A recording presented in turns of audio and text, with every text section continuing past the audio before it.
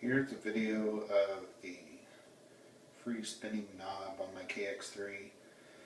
I actually have it cranked pretty tight on the felt washer so that it doesn't turn extremely easy, because I noticed when it was looser it would always kind of very easily drift off of the frequency.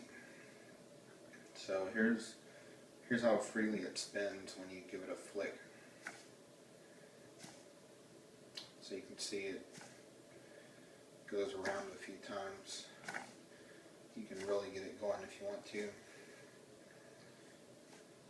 Not so much if you use but you can almost hear the felt creating friction. Anyway, there was a request on the KX3 Yahoo group for a video, so here's the video.